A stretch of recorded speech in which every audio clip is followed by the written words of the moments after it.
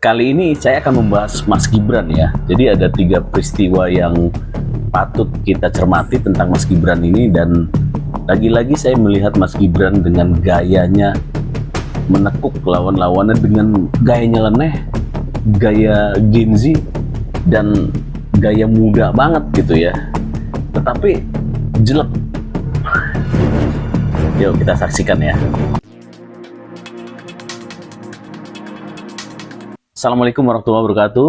Kembali lagi ke channel Rusen 98. Jadi ini ada 3 peristiwa ya Mas Gibran yang kemarin-kemarin ini agak ketutup juga. Tertutup oleh siapa? Tertutup oleh kelompok-kelompok para pembenci, ya, para penyebar hoax, para tukang ngadu domba bangsa ini ya, yaitu kelompok-kelompok yang kita sama-sama tahu, nggak perlu disebutkan namanya. Dia terlalu senang kalau namanya disebutkan gitu ya, karena itu yang dia mau. Ketika namanya in frame gitu ya, di media sosial, di TV-TV nasional, itu yang dia mau gitu ya. Mereka tahu sendiri kalau nggak cari cuan ya cari karir politik, teman-teman, gitu ya. Nah, kita nggak usah bahas itu karena dia telah membuat isu Mas Gibran ini ya secara politik jadi tidak kelihatan. Padahal kemarin ya ada 3 peristiwa yang keren yang dilakukan oleh Mas Gibran ya, tapi ada beberapa teman-teman juga udah menampilkan ya, menginfokan kepada kita, mungkin saya juga ikutan menginfokan. Jadi yang peristiwa pertama, teman-teman, tentang Mas Gibran bertemu ya, Seskap ya, Pak Teddy datang ya ke Istana Wapres berdiskusi selama 1,5 jam, dan situasi itu membuat lawan-lawan politik kembali lagi melakukan framing-framing. Ya, sebelum saya lanjutkan, tonton video ini dulu ya. Itu Teddy adalah orang yang paling paham peta perkubuan antara Hambalang dan Solo. Kita juga mencatat sebelum bantahan chaos ini keluar, Teddy juga sempat mendatangi kantor Wakil Presiden Gibran Rakabuming. Mereka bicara 4 mata selama 1,5 jam gitu ya. Sebuah durasi yang sangat lama untuk sekedar koordinasi administratif. Apakah Teddy sedang melakukan diplomasi pencegahan atau ini karena dia tentu paham peta masing-masing gitu, kemudian mengirim pesan gitu agar jangan sampai terjadi kedua kelompok ini berbenturan, atau Teddy mungkin diminta untuk mengirim pesan peringatan dari Prabowo ke geng Solo agar tidak bermain api di bulan Juni seperti yang disinyalir oleh Tamsil Lindrung. Oke, udah ditonton ya, itu Hersubeno ya. Ya tahu sendiri dia jurnalis kelompok sana. Ya, yang katanya harusnya jurnalis itu independen, tetapi kenyataannya dia ini adalah memang jurnalis kaum-kaum stres gitu ya, kaum-kaum nggak jelas. Nah, dia ada di posisi sana, ya biarin aja ya.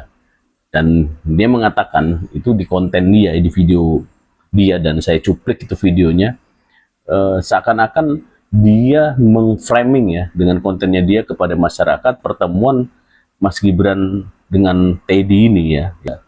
Itu digiring sama dia, di framing sama dia seakan-akan Teddy datang ke sana untuk menyampaikan kepada Gibran ya supaya Pak Jokowi ya tidak mengganggu pemerintahannya Pak Prabowo.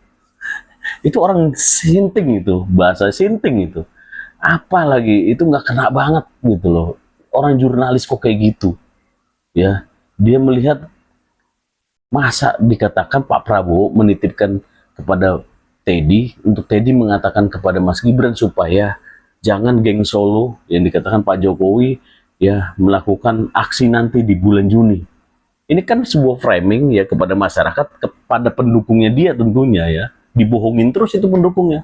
Itu apa ya, followers, subscribernya itu dibohongin itu sama berita-berita. Dikasih umpan-umpan bohong gitu ya. Ini termasuk orang yang paling berdosa besar itu, Hersubeno itu. Menurut saya, orang yang paling apa ya, nyuapin orang dengan apa, kepalsuan. Dan itu dilakukan terus-menerus sehingga orang menjadi percaya dan akhirnya orang menjadi belok.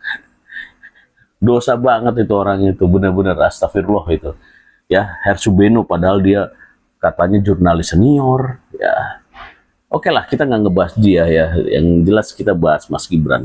Nah, itu peristiwa pertama ya. Nah, peristiwa kedua, Mas Gibran ini meminta maaf katanya ke Pak JK ya, ya atas perbedaan kebijakan pemerintahan Pak Prabowo terhadap ya kenaikan BBM akibat perangnya di Teluk. Nah, ini itu secara pukulan politis luar biasa, teman-teman.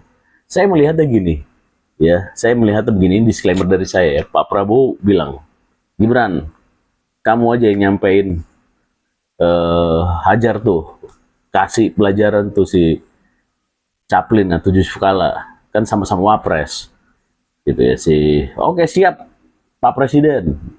Nah, Mas Gibran melakukan dengan cara dia, ya, dia cukup membuat suatu pernyataan atau statement meminta maaf ya kepada Pak JK, pemerintah tidak mengikuti kebijakan-kebijakan atau masukan-masukan dari dia, gitu ya. Untung aja Mas Gibran nggak bilang kalau ngikutin masukan Bapak mah, Bapak maunya begitu kan supaya Bapak bisa demo, bisa buat kerusuhan. Untung aja nggak begitu, gitu ya. Itu peristiwa yang kedua ya. Nah, yang peristiwa ketiga, teman-teman ya, yaitu peristiwa yang ini juga sebenarnya udah banyak disorot oleh media ya. Mas Gibran membalas itu orang-orang Senayan legislatif mengajak nanti 2028 ya ke IKN, ibu kota politik.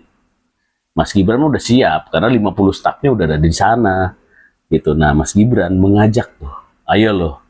Kemarin kan pada ngeledek-ngeledek tuh, ngeledek-ngeledek Mas Gibran supaya berkantor di sana. Ya, tapi ini gayanya Mas Gibran ini oke. Dia sopan, tetapi secara implisit dia ngomongnya. Tapi dengan cara-cara halus, tapi makjleb ya. Makjleb itu penuh arti. Ya, memang saat ini Mas Gibran berstrategi dengan cara seperti ini karena dia ingin menunjukkan kepada kita semua ketenangan dia, ya, diamnya dia adalah kekuatan, adalah power, ya. Orang diam, orang kalem, orang yang tidak banyak bicara itu susah untuk ditebak, ya, susah untuk dibaca, ya. Itulah kekuatannya Mas Gibran. Tapi ketika sekali dia ngomong, sekali dia bertindak, habis itu lawan-lawan politiknya nanti. Kita tunggu aja ketika dia nanti jadi presiden kita. Oke ya, Assalamualaikum warahmatullahi wabarakatuh.